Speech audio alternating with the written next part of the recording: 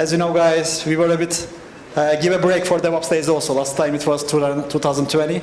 Now after 4 years, we are back in-person conference. So during this pandemic, we have done online versions, and also Koray contributed to our online meetups as well.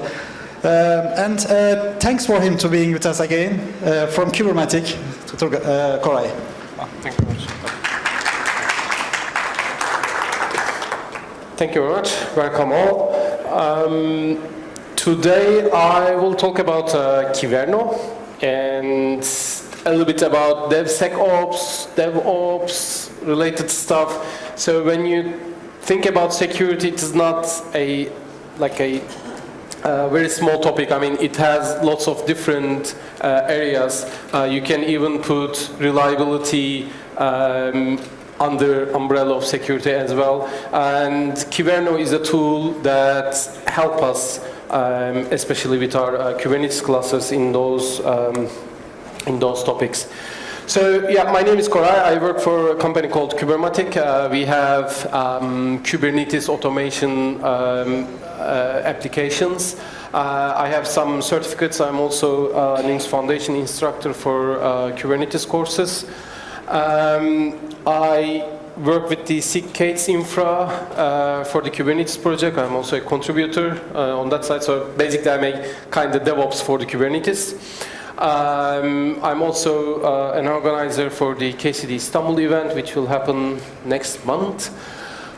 I first want to talk a little bit about quickly Kubernetes architecture. So the Kubernetes is divided into two different type of nodes. We have the control plane, or some people call master nodes, and we have the worker nodes where we run our applications. And on the control plane side, we have the controller manager, which controls the other controllers and everything. We have the scheduler, cloud controller manager to work with the cloud resources. For example, create a load balancer on the cloud or get some disks from AWS on whichever platform you are in. We have the Kube API server and etcd. Etcd is our database.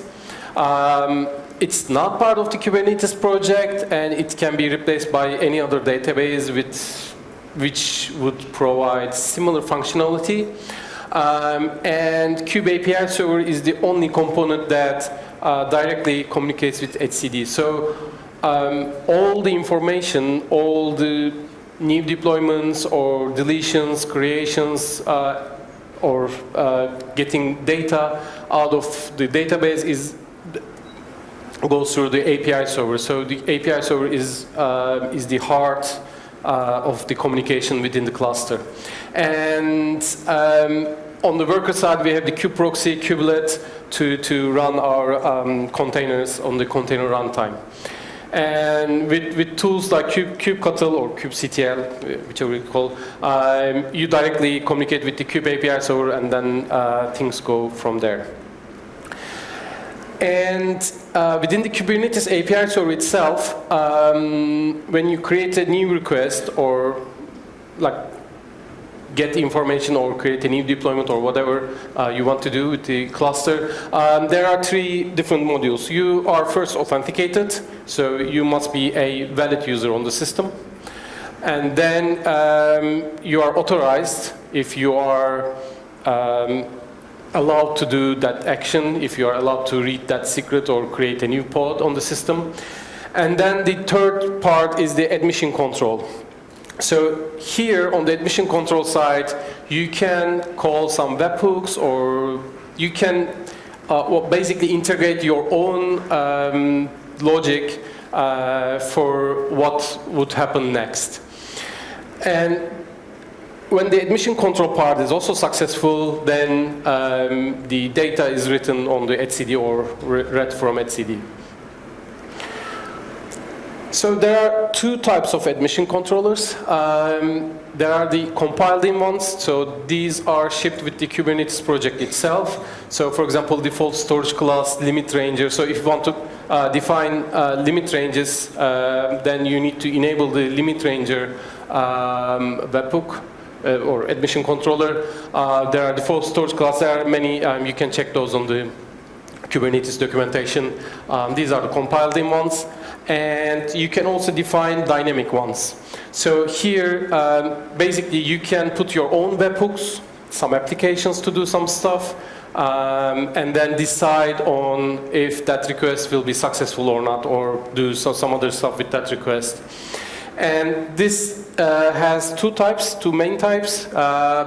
You can validate a request. So if the YAML file is sent, if it is valid or not, you can say that, hey, you have to define the resource limits for pods, otherwise I'll not accept this. You can do such sort of stuff. Or you can mutate the incoming request. If the user did not define the resource limits, you can just add some resource limits with the webhook. So you can just make changes to the YAML file and then apply it. So then what is Kyverno? Kyverno is Greek for govern. And basically, with Kyverno, you can create policies as Kubernetes resources. You probably already maybe heard of some other policy tool called OPA, which is also a great tool, but OPA is a generic one. You can use it with your pipelines, with other applications within your organization, but Kyverno is specific to Kubernetes, and you create some Kubernetes resources within your cluster. And those resources are created based on YAML again, sorry. I mean, when you work with Kubernetes, you can't get rid of YAML files. But for example, with OPA, you need to learn a new language called Rego and then do it. It's not hard, but it has some other stuff that you need to learn. You can validate and mutate, which we already talked, but you can also generate some stuff based on some events, or you can do some cleanups or remove some resources from the cluster. You can also verify container images, especially this is especially important for software supply chain security. You can say that, hey, I don't allow base images which are older than 2 years, for example, or you can say that I only allow base images coming from my own repository, that sort of stuff. And you can also inspect the image metadata, check the images, the metadata of the image, and then decide on what to do about it. With generation, you can synchronize configuration within different namespaces or some other stuff. And it also has a CLI tool where you can test and validate the current resources running inside your cluster or the new resources that you want to apply to your cluster in your pipeline. So you can even check if the policy that you create will be fine, running fine in your cluster, or if there will be problems. So we deployed Kyverno and created some policies. We are secure, ready to fight. Here, how it looks like. So again, for the API request coming to Kube API server, there's the HTTP handler, then authentication and authorization. And then the next step is the mutating admission. So then your request is sent to, after you install Kyverno and the policies, is sent to the webhook that Kyverno deploys. And based on the policies, your definition, then it makes some changes, mutations maybe. And then there's a schema validation, so it checks if everything is fine with the YAML, if all right, if you define some non-existing keywords, etc., everything. And then there's the validating admission, if that request is valid or not, in general. Again, for validating admission, it goes to the webhook. This time, it checks if the, for example, the image you want to deploy is from a valid Docker repository, for example, or there could be some other validations as well, or if it has resource limits, etc. It has also some other, in the background, it creates some scan reports. You can check them if there are resources that do not comply with the policies, and you can get those reports as well. But the thing is that if you make a deployment, so for example, you don't allow images older than 6 months, and you make the deployment today, and 6 months later, actually, it shouldn't be allowed. But Kyverno does not touch that pod or the deployment. So it scans, it reports that, okay, now this deployment is older than 6 months, maybe you need to do something, some action about it, but it doesn't do it on its own. Because, I mean, to invoke Kyverno, there should be a new request coming to the API server, like a create or update request, and then it will take action based on it. The thing is that the question is high availability. Now, you put a webhook within the API server, and what happens if that webhook doesn't work? Well, the problem is that if Kyverno is down, then the incoming request to the API server will fail because it won't be able to call the webhook, and then, well, basically your cluster will have quite some issues. We had that sort of thing with our customers. So you need to make sure that the webhook pods, there should be multiple replicas, preferably in different regions, so that if somehow something is down, then Kyverno should be up and running as well, so that the API server will be functioning good. But for the failures, there are two cases. The other case is that maybe Kyverno is up and running, but for example, the policy needs to check something outside of the cluster. Maybe it needs to go to a repository and do some scan there. And if that external repository is down, then the webhook will fail because it won't be able to connect there. So Kyverno is up and running, but the other external application is not. So what do you want to do there? Because it can't scan, will you fail the incoming request, or will you just allow it and then report it? That's the failure policy. You can also say that, hey, ignore if the other third-party resource is down. If the webhook fails,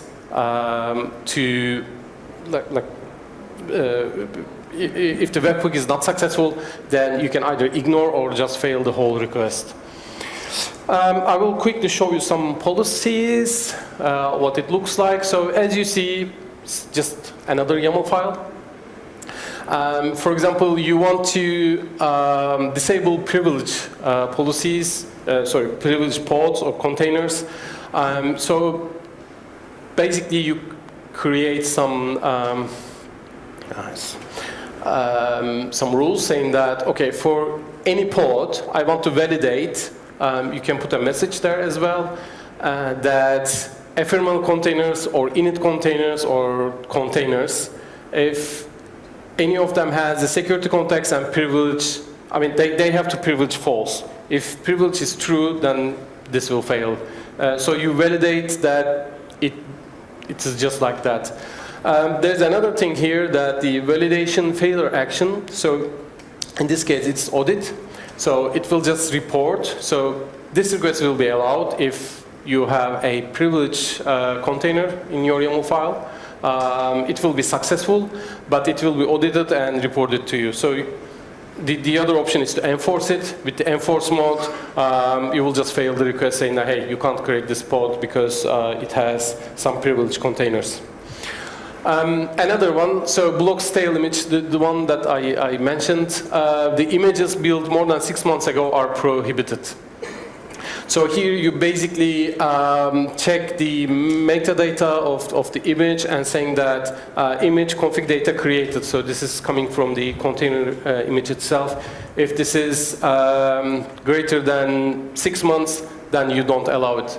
Actually, this is also audit, but you can just basically fail that request. This is something I created for a customer. Then they didn't use it, but there was a use case that they were complaining. Some people are, I mean, the clients or the people within the organization, they were requesting too much CPU. And so this policy just reduces those requests 10%. Like basically it divides the CPU request to 10 and then multiplies it with 9. So you can also do those kind of actions. If the CPU request was 1 CPU, then it will be written as 900 millicores. And as you see, this is a mutate this time. And you can also add some exclusions. Okay, do not do anything with those pods. Those pods are fine, I'm okay with those. But if for the others, just reduce the CPU request 10%. You can even take those kind of actions. You can define, so whenever there's a new namespace created, you can generate a network policy saying that, so the default deny network policy for that namespace. So whenever someone creates something, you create the default deny, and also with the another one, you just allow the internal DNS. So if you do only default deny network policy within the namespace, then the pods there will not be able to access the DNS pods within the kube system namespace. But this one also adds another network policy to allow it. Another one.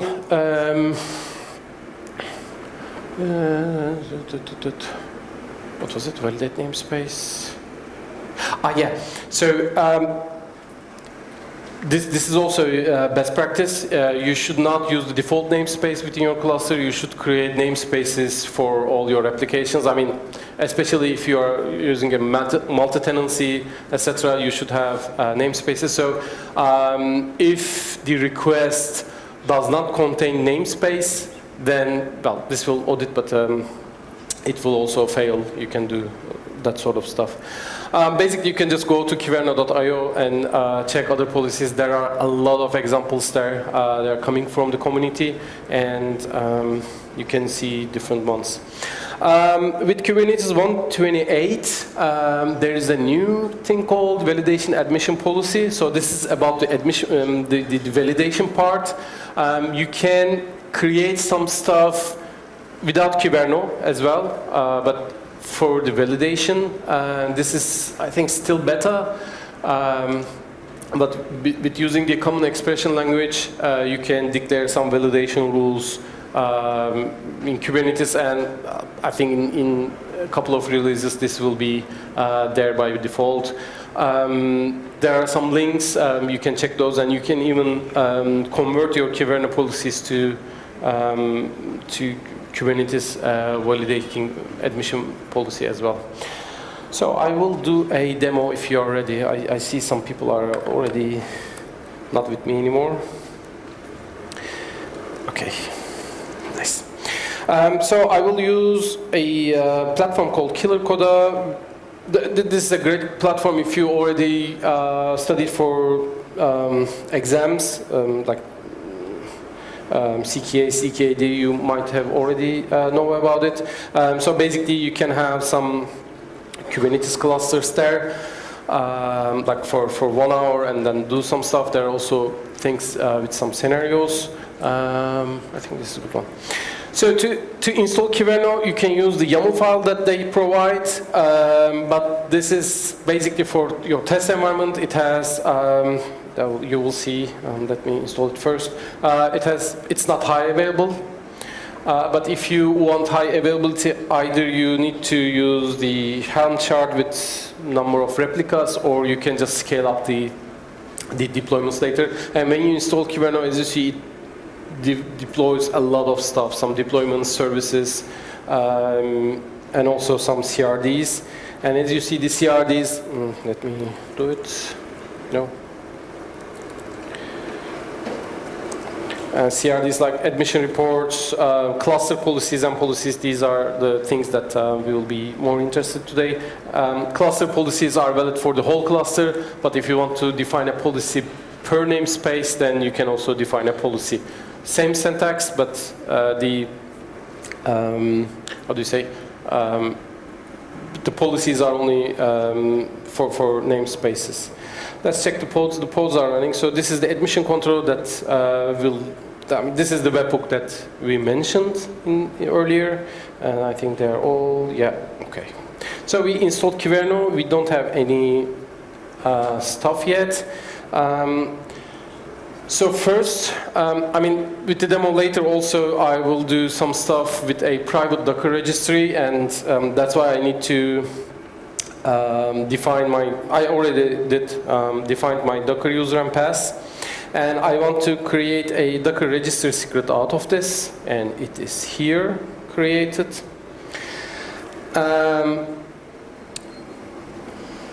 If you want Kyverno to inspect the metadata of an image from a private registry, then you need to provide this registry credentials to Kyverno as well.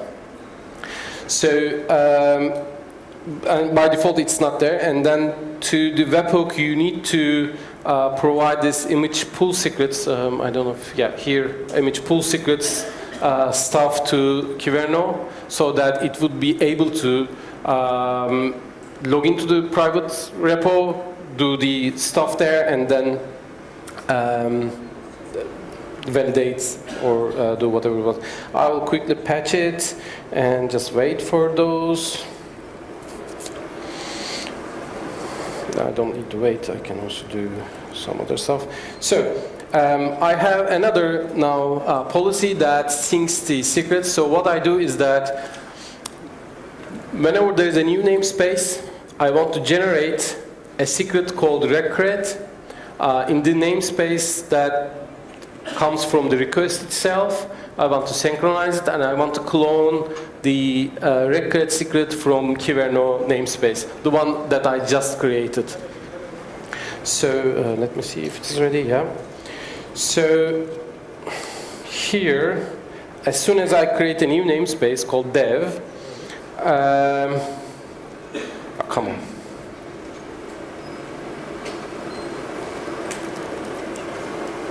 Ah, sorry. I did not create the policy. So let's create the policy first and check the cluster policy. So it's ready, true. We have sync secrets policy. Create the dev and check secrets there. The recred is just copied there, and as you see, it adds some annotations. So this secret was just created as soon as we have the new namespace. So for multi-tenancy, or if you create namespaces for testing and all the time, then you can just do that sort of synchronization to the cluster. So I want to make a deployment from a private registry. So this one, Koray, Oksay, Nginx, this one, a private registry. I can also show it here. As you see, this is a private one, and I have some tags here. Let's apply it and check the pods. Continue creating, and yeah. I got the image pool error because I did not define any registry credentials. This is a private repo, and it's not able to get the image for me. So I have another policy now that mutates the request, and if the container is from that repo, whatever that is, I add image pool secret recred. So in my YAML file, it doesn't exist, but with Kyverno, I will just add it and then see what will happen. Just create the policy now, and let's replace the Nginx deployment I just created. So one of them is terminating, and the other is running. This time, all good, and then as you see in the YAML file, now we have it. So Kyverno just added this for us. So that would help you to do those kind of things without developers to know. I mean, they don't need to know the secrets or stuff, or they don't need to care about the things they do. I have very little time, but this is the most important part. So about the supply chain security, what we can do. You probably heard about stuff like SIG-store, call sign, and everything. So ideally, you need to, when you create a new container image, you need to sign it, and then you need to check it or verify it within your cluster. So we can do this with Kyverno as well. A simple Docker file, I just create a tag now and build and push it.